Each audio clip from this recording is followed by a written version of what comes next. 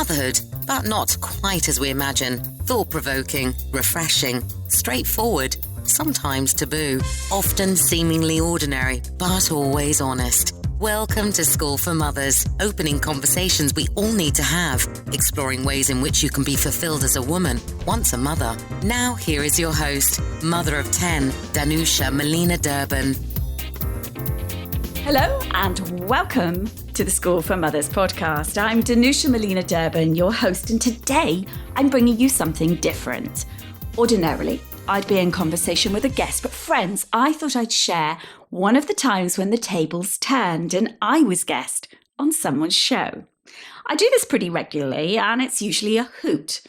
For instance, there was this time when ex-Sunday Times Style magazine's editor-in-chief Lorraine Candy, who's been a guest, by the way, here on the show, she asked me why ever I have 10 children.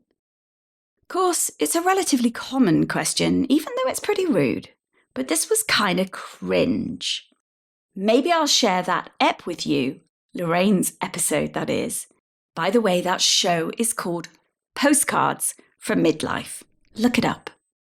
Let's get back to today then, because I'm sharing an episode on Nicky Patrick's podcast called It's Somewhere in the Bottom of My Handbag. Great title, right? Nicky has a different style than an interview format. Basically, she asks guests to speak on a topic, hits record, and boom, it's done. It is a really smart format. In this episode, I talk about work-life balance. It's an ugly subject in some ways, but I shouldn't spoil what I say. Listen in on this mini episode and let me know what you think. Here we go. Mother of 10, an author, a podcaster, a speaker, an entrepreneur, and a boardroom and top team fixer, I am delighted to introduce Danusha Melina Durban. How do you do all of that? Oh, Nicky, that's one of those terrible kind of, intros that I can't even follow myself, can I? Well, come on. If anyone can work out a work-life balance, it is you, Danusha. So I can't wait to hear your top tips. But I mean, a mother of 10, that's extraordinary. Did you plan that? Oh, I'm not sure anybody plans 10 children in the sense of being 15 or 12 thinking, I think I'll have a whole brood. Mind you, I did used to watch the Waltons when they were, my mother used to like the Waltons, so she used to force me to watch them. I didn't plan triplets, which was my last baby. Wow.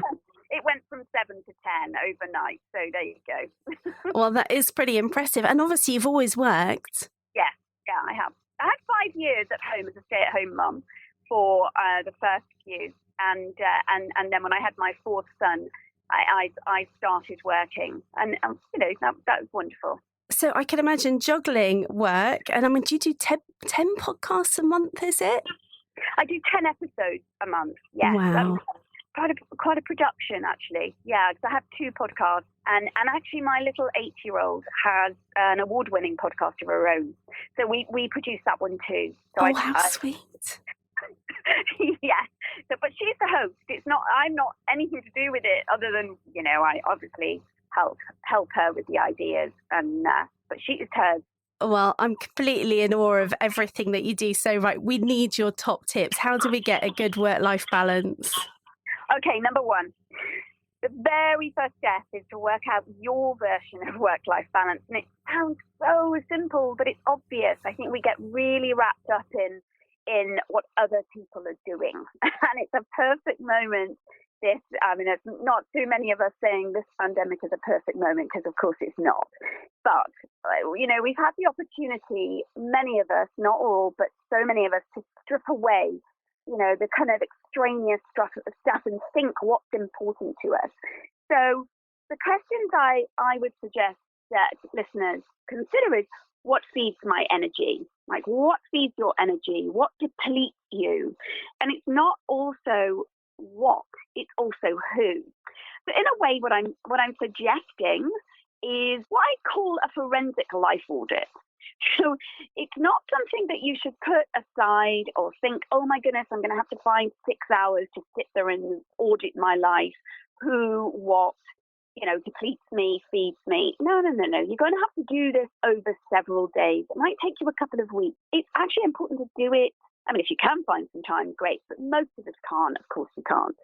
So those kinds of questions about what's my version, forget everybody else. Comparison has a really good role in our lives. It's a positive thing. It tells us what we're yearning for, but we have to look at the negative kind of, the FOMO aspect of the kind of fear of missing out of things that other people have. So don't worry what other people have if it's making you feel bad. But do notice if you yearn for something and like, oh, is that because I truly want it? What have I already got in my life and is it feeding me? So that's number one. Number two, I cannot tell you, Nikki, how important this one is. Get your house in order. Now, what do I mean by that? Well, again, this pandemic has shown that, sadly, women disproportionately are caring for the kids, the home, marriages, partnerships, and our careers. So it's time to get more equality in our homes. It's in our best interest to get equity in how our chores, shopping, children, everything to do with the domestics are distributed. Now, that's easy to say, like, just get that equal. And for those who are thinking, I don't want it equal, cool. You have it sorted. You have your work-life balance in that area sorted. But I cannot tell you how many thousands of women in the UK and abroad are actually pretty frustrated about the kind of, well, they have the highlight that this last year has shown, the kind of big beacon of light that has shown that we are disproportionately carrying, and that actually means that we don't have the time and the energy to really focus on ourselves or our careers. Now, how do you do that? Well, it's not a case of having kind of come to Jesus conversations of we need to talk. Nobody is ever going to come to that. And so I'm not talking just about partners or husbands or wives. I'm talking about kids. Our children need to be enrolled in this endeavor. So it might be that we two ways of doing it that I suggest. One is going out and walk, talking while we walk side by side, as opposed to sitting eyeballing somebody about what they're not doing or what you wish for. So broaching the subject in a gentle, soft way that's like, I would really like to make some changes. I'd like us all to work as a team, kind of approaching it as a team effort rather than mummy is getting cross. And if it's not done, then I'm going to lose my rag, that kind of thing. That's never going to go down well. So a really soft start and engaging those who we love in this kind of new way of doing things.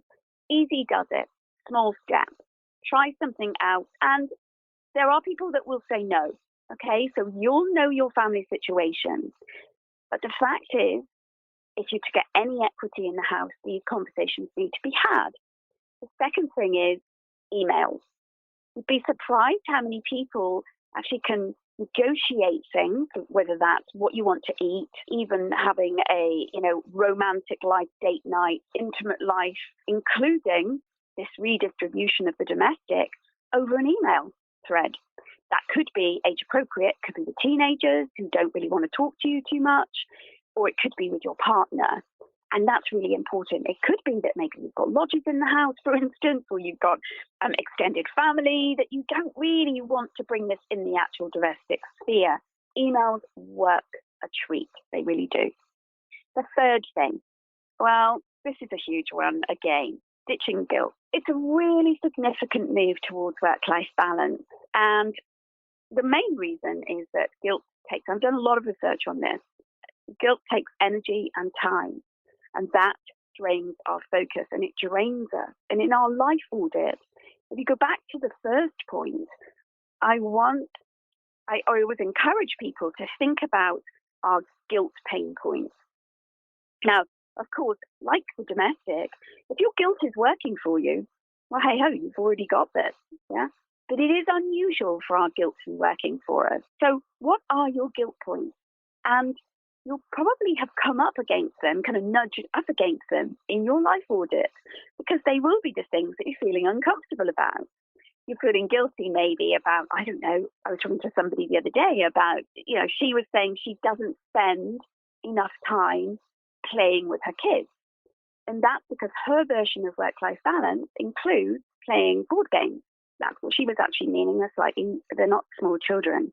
She wants to not have them on screens, and she wants them to be playing on board games like Monopoly and Scrabble and card games. So for her, she was feeling guilty because one of her life audit pieces is about games. And so when you do that life audit, you will see, the kind of source of your guilt. Erica Yon said something really great, which I'm not sure that she's entirely right about, but I love this. Show me a woman who doesn't feel guilty, and I'll show you a man. Now, there's a lot of research about the fact that men don't necessarily feel guilty, but they do feel shameful. Actually, Erica was on my podcast, and we didn't talk about guilt, but she's a really big voice from the 70s. And I mean, I don't know how old she is now. You can probably work it out. She's a significant feminist voice. And so I would say that there is this narrative that women have guilt. And in my research on guilt, there are women that are guilty about not feeling guilty. I mean, how funny is that? So practically, ask yourself this question. In what ways am I keeping my guilt back? Like, how am I feeding my guilt? What are the actions that I'm doing consistently in my life to feed this guilt in myself? Am I feeding it, or am I taking action to kind of unpack my guilt and make it skinny? Now, it's a funny analogy, but first of all, it's, do I feel guilty? Well, in my life, truth is, I don't have a lot of guilt because I worked out a while ago that it wasn't actually sustaining me and it wasn't infusing my life with anything positive. So that's because I did my life audit. And I do that on a very regular basis. And I look at the relationships I have, the activities, the things that I'm doing on a habitual basis. Are they feeding me? One of those is, am I getting guilty about anything? And if I am, well, I need to do something about that, because in my life, Nicky, it's never good, never good. I don't have any positive guilt. I'm yet to meet women that actually say, yay, it's fantastic for me. It tends not to be. So those are my 3 top tips for getting more work-life balance in your life. You know these things, don't you, Danusha?